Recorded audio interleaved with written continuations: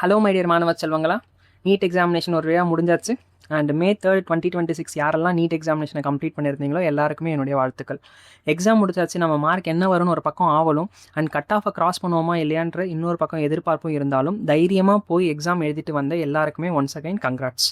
Exam நான் நல்லா பண்ணியிருக்கேன், இல்லை நான் நல்லா பண்ணல, எப்படி பண்ணியிருக்கேனே எனக்கு தெரியல, என்ன ஆகும் ஏது என்னென்னு ரொம்ப போட்டு வரி பண்ணிகிட்டு இருக்காதிங்க, கன்ஃபியூஸ் ஆகிட்டு இருக்காதிங்க. எக்ஸாம் முடிஞ்சாச்சு.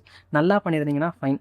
இன்கேஸ் நீங்கள் நினச்ச மாதிரி எக்ஸாம் போகலை அப்படின்னாலும் பரவாயில்ல. நீட்டுங்கிறது ஒரு எக்ஸாமினேஷன், அவ்வளோதான். எப்படி ஸ்கூலில் நம்ம குவார்ட்டர்லி எக்ஸாம் ஹாஃப் இயர்லி எக்ஸாம்லாம் எழுதுகிறோமோ அதே போல் இது ஒரு எக்ஸாம் அப்படின்னு கன்சிடர் பண்ணுங்கள். நீட்டுங்கிறது லைஃப் கிடையாது, ஓகேவா? லைஃப்பில் அது ஒரு சின்ன பார்ட்டு தான், ஓகே? ஸோ ஃப்ரீயாக விடுங்க, என்ன நடந்தாலும் பார்த்துக்கலாம். இப்போது இந்த வீடியோவில் நீட் 2026 பேப்பர் எப்படி இருந்துச்சு அண்ட் இந்த இயருக்கான predicted cut off for each and every category for both Tamil Nadu as well as Pondicherry என்னவா இருக்குன்றதான் பார்க்க போகிறோம்.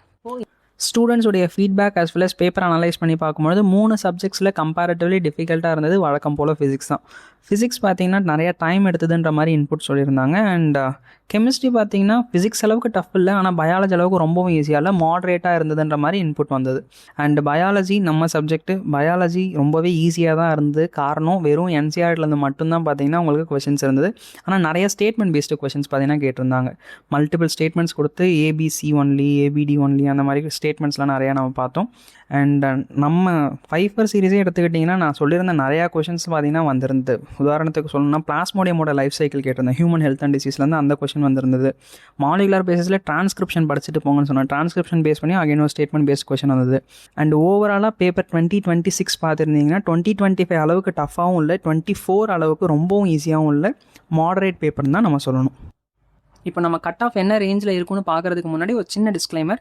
இந்த cut off pure and pure prediction தான். எக்ஸாம் எழுதி முடிச்ச அப்புறம் என்ன கட் ஆஃப் இருக்குன்ற எதிர்பார்ப்பு நிறைய பேருக்கு இருக்கும். அண்ட் அது நேச்சுரல் தான். ஸோ அந்த க்யூரியாசிட்டியை சாட்டிஸ்ஃபை பண்ணால் தான் இந்த கட் ஆஃப் ப்ரெடிக்ஷன்ஸ்லாம் பண்ணுறோம். அண்ட் இந்த கட் ஆஃபை நான் ஃபைனலைஸ்டு கட் ஆஃப்னு சொல்லலை, அண்ட் இது ஃபைனலைஸ்டு கட் ஆஃபும் கிடையாது, ஓகேவா? இந்த ரேஞ்சில் இருக்கும்னு நம்ம ப்ரெடிக்ட் தான் பண்ணுறோம். நான் இல்லை, இந்த எக்ஸாமை கண்டக்ட் பண்ண என்டிஏவே இதுதான்ப்பா ஃபைனல் கட் ஆஃப்னு இன்றைக்கி சொல்ல முடியாது. காரணம் ஃபைனல் ரவுண்ட் ஆஃப் கவுன்சிலிங் முடிஞ்சால் தான் யாருக்கு என்ன கட் ஆஃப்ன்றதே தெரிய வரும். So take this as a guide, not a final word. ரெண்டாவது, இந்த கட் ஆஃப் இந்த இயர் கொஷின் பேப்பர் அனாலிசிஸ் மட்டும் இல்லாமல் லாஸ்ட் 6 இயர்ஸ்க்கான கட் ஆஃப் ட்ரெண்ட் எப்படி இருக்குன்னு எக்ஸாமின் பண்ணிட்டு தான் இந்த கட் ஆஃப் நம்ம போஸ்ட் பண்ணுறோம். ஸோ சாலிட் டேட்டா பேக்கிங் இருக்கிறதுனால தான் உங்களுக்கு நான் ப்ரெடிக்ட் பண்ணி போஸ்ட் பண்ணுறேன். வாங்க ஒரு கேட்டகரியாக ஃபஸ்ட்டு தமிழ்நாடு ஸ்டேட் பற்றி பார்த்துருவோம்.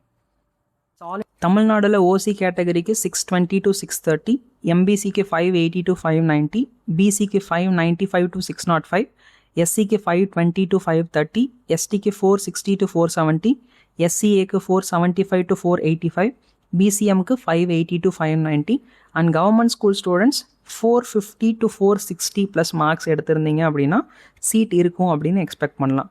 இது ரிசர்வேஷன் இருக்கக்கூடிய கேண்டிடேட்ஸ்க்கு. இதே ஓசியில் வரீங்க, கவர்மெண்ட் ஸ்கூல் கேண்டிடேட்ஸே ஓசியில் வரீங்க அப்படின்னா 480 490 ப்ளஸ் வந்தது அப்படின்னா சீட் இருக்கும் அப்படின்னு நம்ம எக்ஸ்பெக்ட் பண்ண முடியும், ஓகேவா? அண்ட் இது பியூர் அண்ட் பியூர் ப்ரெடிக்ஷன் தான், கேரண்டீடு மார்க்ஸ் கிடையாது, ஓகேவா? அடுத்து நம்ம பாண்டிச்சேரி பற்றி பார்ப்போம். இப்போ பாண்டிச்சேரி ஸ்டூடெண்ட்ஸ் உங்களுக்கான கட் ஆஃப் என்னவா இருக்கும்னு பார்க்குறதுக்கு முன்னாடி நான் இந்த கட் ஆஃப் ப்ரெடிக்ஷன் பார்த்தீங்கன்னா பியூர்லி பாண்டிச்சேரியை பேஸ் பண்ணி தான் சொல்கிறேன். இன்கேஸ் காரைக்காலிருந்து யாராவது பார்க்குறீங்க அப்படின்னா உங்களுக்கு கட் ஆஃப் இதை விட கொஞ்சம் கம்மியாகவே எக்ஸ்பெக்ட் பண்ணலாம். காரைக்கால், மாஹே, யானம் எல்லாருக்குமே தான், ஓகேவா? அண்ட் வாங்க ஒரு கேட்டகரியாக பார்ப்போம். அண்ட் பாண்டிச்சேரியில் ஜென்ரலுக்கு 540 550, OBC 520 to 530, MBC 500 to 510, SC 360 to 370, EWS 260 to 270, EBC 500 to 510, BCM 500 to 510 and எஸ்டிபிடியில் பார்த்தீங்கன்னா 380 வரைக்கும் நம்ம எக்ஸ்பெக்ட் பண்ண முடியும். அண்ட் கவர்மெண்ட் ஸ்கூல் ஸ்டூடெண்ட்ஸ் 260 270 வரைக்கும் எக்ஸ்பெக்ட் பண்ண முடியும். ஸோ இது எல்லாமே நிறைய ஸ்டூடெண்ட்ஸோட inputs and previous year cut off வச்சு பியூர்லி டேட்டா ட்ரிவன் அனாலிசிஸ் பண்ணி தான் உங்களுக்கு அந்த கட் ஆஃப் எல்லாம் ப்ரெடிக்ட் பண்ணியிருந்தேன். நான் சொன்ன கட் ஆஃபை விட மோஸ்ட்டாக அதிகமாக வாய்ப்பு இல்லை, இதை விட கம்மியான எனக்கும் சந்தோஷம் தான். என்ன நடக்குன்றதை பார்ப்போம்.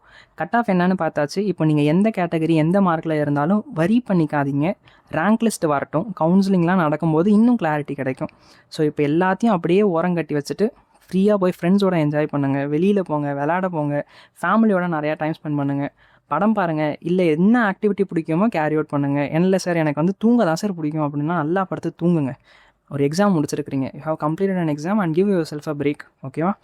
இன்னொரு வீடியோவில் சந்திப்போம். Until then do take a very good care of yourself and this me by what you saying tata bye.